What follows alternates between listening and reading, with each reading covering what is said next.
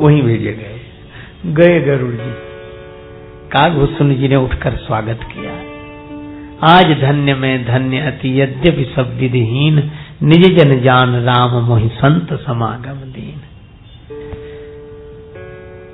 भूषुंड जी बोले, मुझे संदेह हो गया है। तुम निज मोह कही जो साईं, सो नहीं कछु आचरज गुसाई। कोई आश्चर्य की बात नहीं है। मोह न अंध कीन कही कही, अज्ञान है, आ ही जाता है, कोई ऐसी बात नहीं है। देखो, अच्छा अज्ञान कब से? अज्ञान कब से? अनादिकाल से। जब से समझ शुरू हुई तब से नासमझी शुरू हुई। अच्छा, नासमझी के लिए कहीं पढ़ने तो गए नहीं, समझदारी के लिए भले ही पढ़ना पड़े, नासमझी के लिए पढ़ने की क्या जरूरत है? वह तो साथ ही आई। एक आदमी बड़ा परेशान, बहुत परेशान। दूसरे ने पूछा, क्यों परेशान हो? बोले, मेरी पत्नी खो गई है, नहीं मिल रही है। साथी ने कहा कि नाम लिखाओ, ताकि कोई व्यवस्था की जा सके उसको खोजवाने की। अपना नाम बताओ, पत्नी का नाम बताओ। तो वो आदमी बोला, मेरा नाम तो बेवकूफ है। चलो, तुम्हारी पत्नी का नाम? तो बोला फजीहत। तो उसने नाम तो नहीं लिखा और हाथ जोड़कर बोला, छानते फिजूल यार आसमां जमी, और बेवकूफ अगर हो तो फजीहतों की क्या कमी। जहां जाओ जहां फजीहत होगी, ना समझ बेवकूफी तो साथ ही आई। तो ये नासमझी भी अनादिकाल से है। ये अविद्या भी अनादिकाल से है। जब से भगवान तब से ये। लेकिन एक बात है, अज्ञान अनादि तो है, पर अज्ञान अनंत नहीं है। इसका अंत हो जाता है, पर ज्ञान अनादि है और अनंत है। ना समझी आ ही जाती है। कागभूषण जी ने कहा, अगर आ गई तो कोई खास बात नहीं है। नारद भव विरंच सनकादि, जे मुनिनायक आनंद आतमवादी, मोह न अंध कीन के न मान मद। तो किसको मोह ने अंधा नहीं किया, इसलिए आप आश्चर्य मत करो। कागभूषण जी बोले, मुझे कई बार हुआ, मुझे कई बार हुआ। और तब कागभूषण जी ने अपनी आत्मकथा सुनाई, और उस आत्मकथा में भगवान की भक्ति, भगवत मिलन, यह सब तो सुनाया। पर कागभूषण जी ने अपनी आत्मकथा में एक बात कही। जब पूछा, ये कौवे का शरीर कैसे मिला, अपने बारे में बताओ। तब कागभूषण जी ने कहा, कलिकाल का ऐसा भयावह समय, जहां सदाचार का पालन करने वाले लोगों का अभाव हो गया। ते ही कल युग कौशलपुर जाई, जन्मत भयउ शूद्र तन पाई।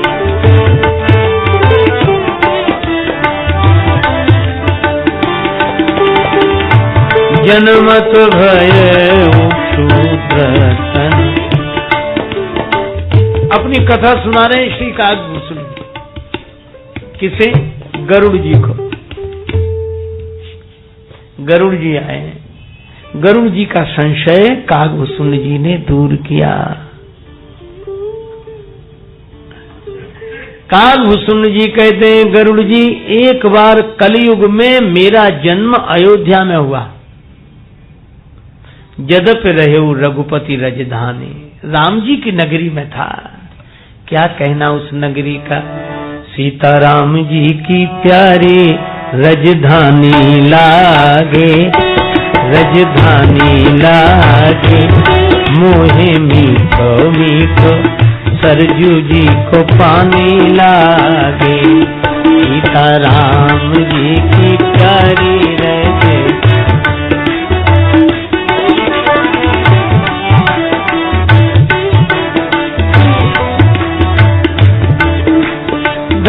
कौशला धन्य के कई, धन्य सुमित्रा मैया। धन्य भूप दशरथ जी के आंगन, खेलत चारे भैया। मीठी तोतली रसीली, प्रभु बानी लागे। मोह मीठो मीठो सरजू जी को पानी लागे। सीताराम जी की प्यारी रजधानी लागे, रजधानी लागे।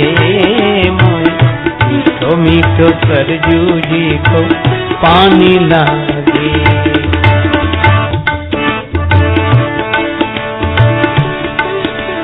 रंग महल हनुमान गढ़ी, मणि राम छावनी सुंदर। स्वयं जगत के मालिक बैठे, कनक भवन के अंदर। सीताराम जी की शोभा सुख खानी लागे। मीठो मीठो सरजू जी को पानी लागे। सीताराम जी की प्यारी लगे।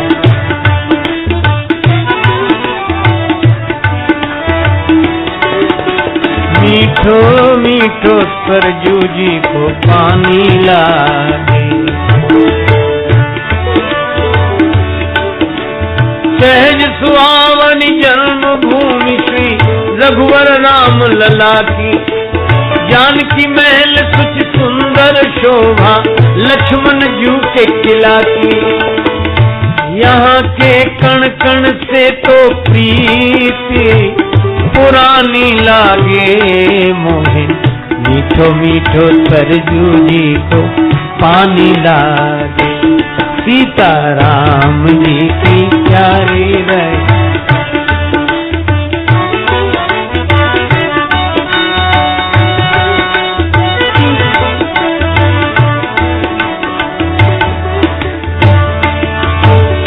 जय सिया राम दंडवत भैया, मधुरी वाणी बोले। करे कीर्तन संत मगन मन, गली गली में डोले। सीताराम नाम धुन प्यारी, मस्तानी लागे। मीठो मीठो सरजू जी को पानी लागे। सीताराम जी की प्यारी रजधानी।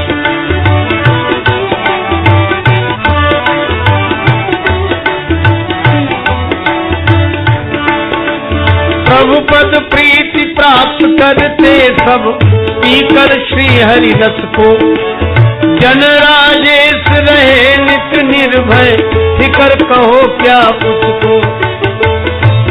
जिसको माता पिता रघुराज दिया, महारानी लागे। मोहि मीठो मीठो सरजू जी को पानी लागे। सीताराम जी की प्यारी रजधानी। मीठो मीठो सरजू जी को पानी लागे। सीताराम राम राम सीताराम, राम राम सीताराम। बन्नो अवधपुरी अति पावनी। भगवान कहते हैं बैकुंठ से भी अधिक अयोध्या की महिमा है। अवधपुरी सम नहीं प्रिय सो, मेरो अवध धाम ब्रह्मांड मुकुटमणि मंगलकारी है। उस अयोध्या में जिसकी इतनी महिमा।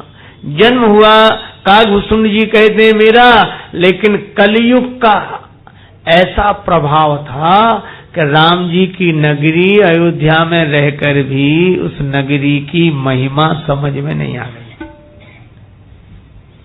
सचमुच समय का ऐसा प्रभाव, काल चक्र ऐसा कि अयोध्या देखकर भी लगता है कि यही अयोध्या, यही होगी होगी तो ठीक है। ऐसे यह समय का चक्र है, कलयुग का प्रभाव। और उसमें भी एक और घटना घट गई। क्या? कागभूषुंड जी कहते हैं अकाल पड़ गया अयोध्या में।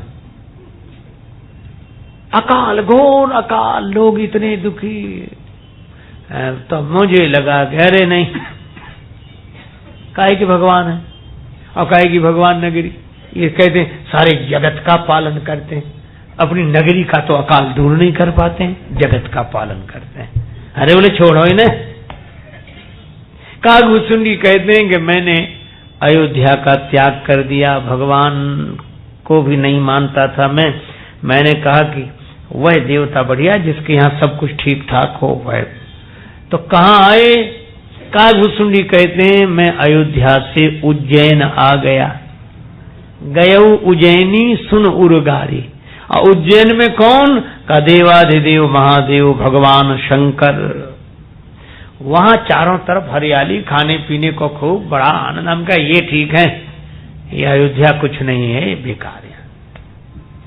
मैं रहने लगा, शिव भक्त हो गया। एक ब्राह्मण देवता मुझे मिले, मैंने उन्हें प्रणाम किया। गरुड़ जी ने कहा तो आप बड़े नम्र रहे होंगे इसलिए प्रणाम किया। बोले ना, नाटक कर रहे थे। कई बार प्रणाम करने वाले भी बड़े कुशल अभिनेता होते हैं, वैसे वैसे करेंगे कि जैसे लगेगा कि इनसे अधिक नम्र कोई है ही नहीं। बाहिज नम्र देख मोहि साईं, विप्र पढ़ाओ पुत्र की नाई।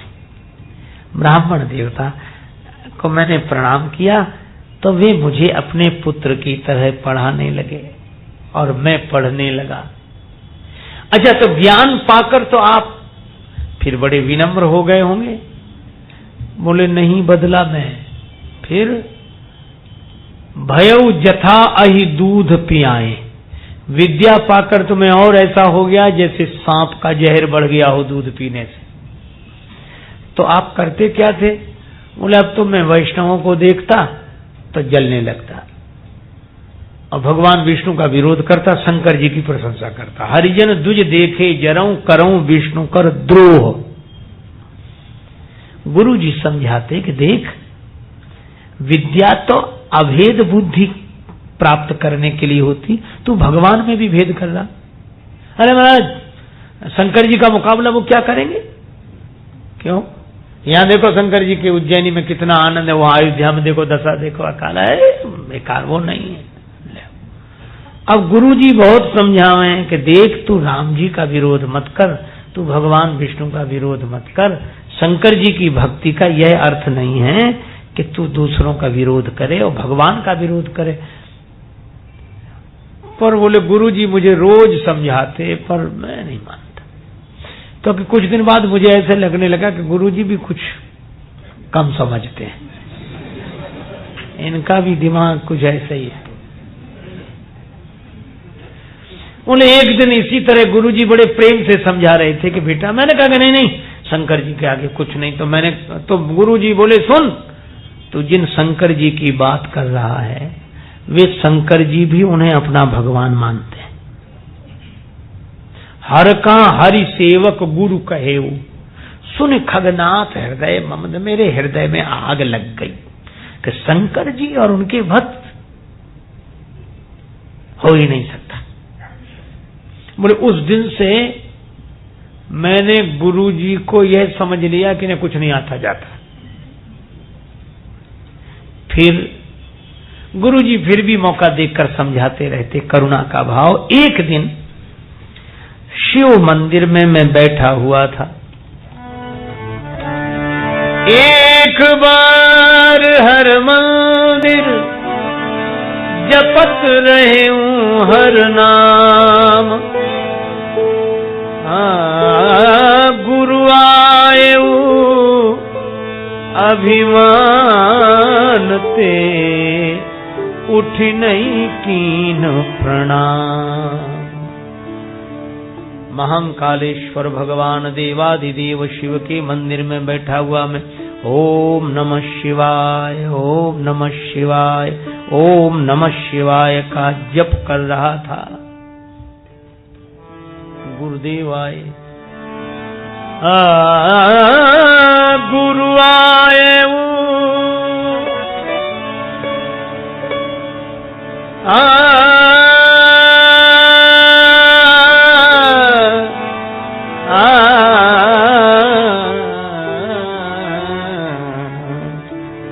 गुरुदेव आए। मैंने प्रणाम नहीं किया। गरुड़ जी ने कहा तो आप ध्यान में बैठे होंगे, जप कर रहे होंगे, तो अपने यहां यह परंपरा मन ही मन प्रणाम कर लिया होगा। गरुड़ जी बोले ऐसा किया होगा आपने? कागभूषण जी बोले कि सही बात बताएं क्या? मैंने देखा कि गुरु जी आ रहे, तो पहले तो मैं आंख खोले हुए था और देखा गुरु जी आ रहे, उठकर प्रणाम करना पड़ेगा, तो आंख बंद कर ली। जिनकी वजह से आंख खुली थी उन्हें देखकर आंख मूंद ली। गुरु आए अभिमान थे, अभिमान के कारण मैंने उठकर प्रणाम नहीं किया। लेकिन गुरुदेव तो गुरुदेव है, अरे चल तू चाहे जैसा रहे, पर हम अपना बड़प्पन क्यों छोड़ें तेरे पीछे। वही बात है, एक बार किसी ने पानी से कहा कि पानी, तुम पत्थर के टुकड़े को डुबा देते हो, लोहे की कील को डुबा देते हो, पर बड़ी बड़ी लकड़ी बहती रहती है उसे नहीं डुबाते क्यों? जल नहीं बोरत काठ को, कहो कहां की प्रीति।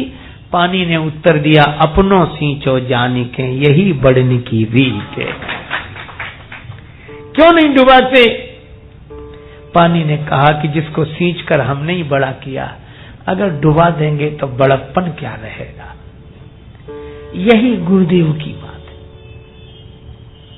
और इसीलिए गुरु कृपालु नहीं कहो, कछु उर न रोस लवलेश। मैंने प्रणाम नहीं किया तो गुरुजी ने कुछ नहीं कहा। और ऐसा नहीं कि गुरुजी ने बाहर से कुछ ना कहा हो, भीतर आग लगी हो। ऊपर ने कोई बात नहीं, कोई बात नहीं, लेकिन भीतर तो बुरा लगा ही। ना ना, गुरु कृपालु नहीं कहो कछु न वाणी में, और उर न रोष लवलेश। हृदय में कोई क्रोध नहीं कि चलो रोज करता है, नहीं किया कोई बात। गुरु कृपालु नहीं कहो कछु उर न रोष लवलेश, पर अति अघ गुरु अवमान ना सह नहीं सके महेश। ये केवल अघ नहीं है, केवल पाप नहीं है गुरुदेव का अपमान करना, अति अघ, अत्यंत अघ है, सबसे बड़ा पाप। और इतना पाप कि शंकर जी से सहन नहीं हुआ। अति अघ गुरु अवमानना सह नहीं सके महेश, मंदिर माज भई नभ बानी, रेहत भाग्य अज्ञ अभिमानी, यद्यपि तब गुरु के नहीं क्रोधा, अति कृपालु चित सम्यक बोधा। तुम्हारे गुरुदेव को क्रोध नहीं, बड़े कृपालु हैं, उनके चित्त में सम्यक प्रकार से बोध है। पर तू बैठ रहे से अजगरी वो पापी, जो नहीं दंड करऊं खल तोरा, भ्रष्ट हो श्रुति मार्ग मोरा। अगर दंड नहीं दूंगा तो परंपरा नष्ट हो जाएगी। श्राप देता हूं तो सांप बन, 1000 जन्म तुझे सांप के मिले।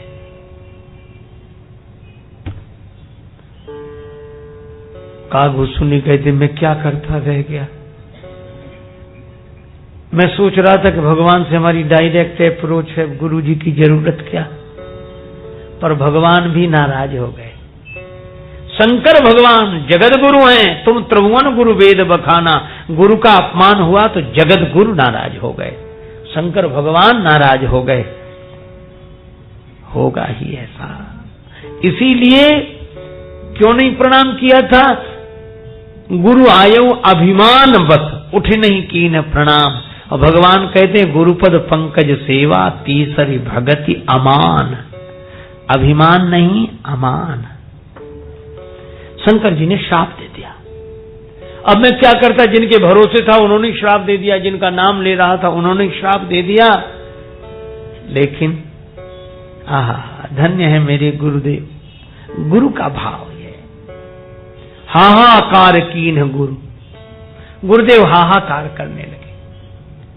त्राहिमाम त्राहिमाम, हे देवाधिदेव महादेव क्षमा करें, क्षमा करें। तव माया बस जीव जड़ संतत फिरई भुलान। आपकी माया के बस में होकर ये ना समझ जीव सदा भटकता रहता है। तही पर कोप न करिए प्रभु कृपा सिंधु भगवान। यह गुरुदेव की महानता है। नहीं दूसरा कोई होता तो कहता शंकर जी अच्छा किया, इसे और सजा मिलना चाहिए, है ही इसी लायक। और तब प्रार्थना की,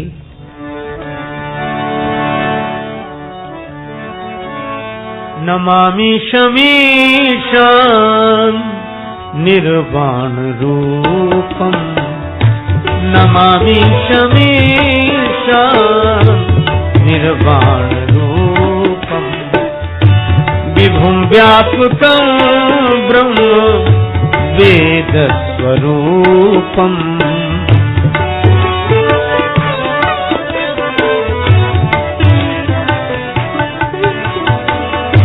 निजं निर्गुणं निर्विकल्पं निरीहं, चिदाकाशमाकाश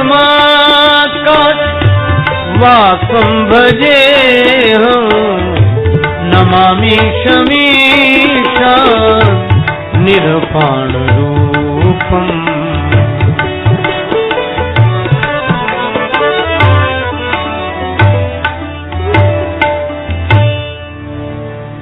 प्रार्थना की, नमः शिवाय, ओम नमः शिवाय। आहा, इस पर कृपा करें। तब दोबारा वाणी गूंज गई मंदिर में। शंकर भगवान बोले, सुन, तुम्हारे गुरुदेव ने प्रार्थना की है, इसलिए तेरे श्राप में संशोधन करता हूं। अब जन करे भी अपमाना, जाने संत अनंत समाना। आज के बाद ऐसा मत करना।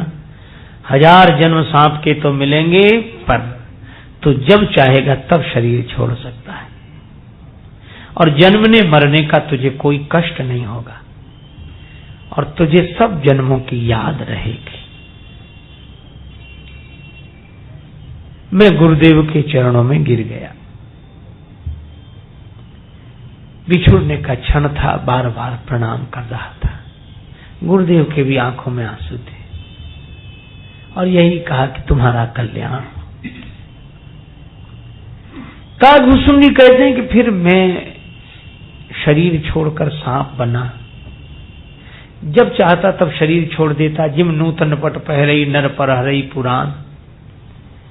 उसके बाद मुझे जब 1000 जन्म पूरे हो गए तो ब्राह्मण परिवार में मेरा जन्म हुआ, विप्रकुल में जन्म हुआ।